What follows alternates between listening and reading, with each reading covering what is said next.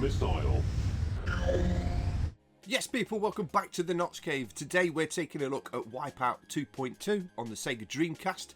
This was released about a week ago now by JN Martin 84, and there's been a raft of updates added to this game. So let's boot Wipeout up on the Dreamcast and take a look at what's changed since the last release.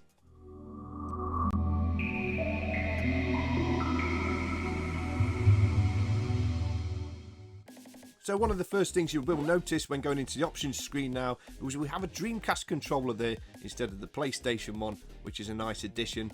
But also, if you go into the video options, they've changed significantly. So you can no longer adjust the draw distance and the distance fade. That's all been hard baked into the game. Instead now, all you need to adjust is the internal view roll for those people that like the internal camera. We can change between the original aspect ratio and a new anamorphic widescreen mode, which looks absolutely fantastic. You can still change the scale of the visual interface for the old school look if you prefer, but I do like the new high resolution version of that. You can turn the frames per second on and off too, but trust me guys, this game runs at least at 60 frames a second all the time, if not above that, and it never seems to dip. You can also adjust the texture filtering if you want. You can turn that off for the old school feel, or you can turn it on to blur the textures and make it look more like a Dreamcast game.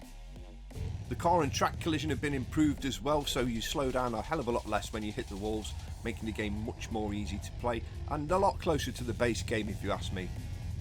Though I do have one reservation. I don't remember the shockwave being quite as bad as it is in this. It used to bounce your car around a little bit. When you get hit by a shockwave in Wipeout on the Dreamcast, you just veer off to the right and it's so difficult to regain control of the car. I'm not complaining, it adds a nice little bit of challenge to the game, but I just don't remember the shockwave power-up being quite so effective.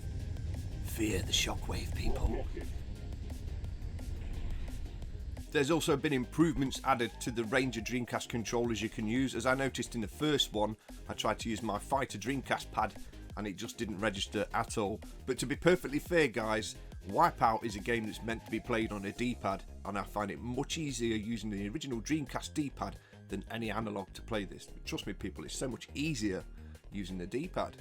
But do remember when you're taking tight corners, as I found out especially on the most difficult settings, this is an anti-gravity racer, so it's not just about turning left and right and drifting left and right. When you go into tight corners that are going down a hill, you need to press up on the D-pad as well to nose down your car or nose up on a hill to take the turns a lot tighter, and a lot of the time you end up not having to use your air brakes as well. So using the D-pad on the Dreamcast, in my honest opinion, is the best way and the most responsive way to play Wipeout on the Dreamcast.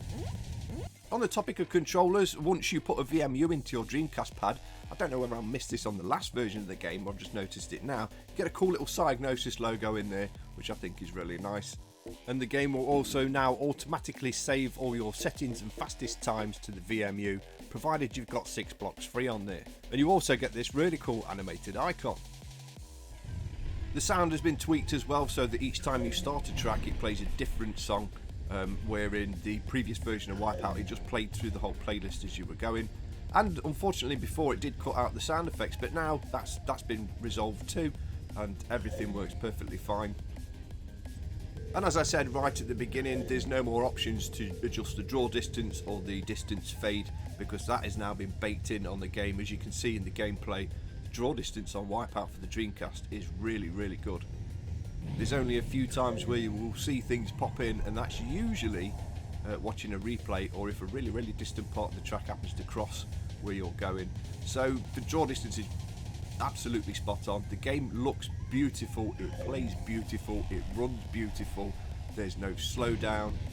My only reservation is, to be perfectly fair, and this is probably just me being picky and because I've played it too much, is the car AI is not that great. On Rapier difficulty it's really, really easy to complete the game once you know how to take the corners. But that's probably just because I've been playing this to death for the last 2 weeks. Honestly people, check out Wipeout 2.0 on the SEGA Dreamcast. It is absolutely phenomenal and it took me right back to my teenage years. I'm really, really enjoying this game and I can't wait to see what else JM Martin 84 has planned for the Dreamcast in the future. I'd love to see a port of Wipeout 2097.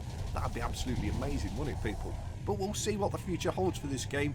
But right now, Download it, guys. It is absolutely amazing, and it's probably, in my honest opinion, the best way to play Wipeout on any console. So dust off your Dreamcast, download a copy of Wipeout, and have a blast, people, because this port is something really special. Thanks for watching, take care, we'll see you next time.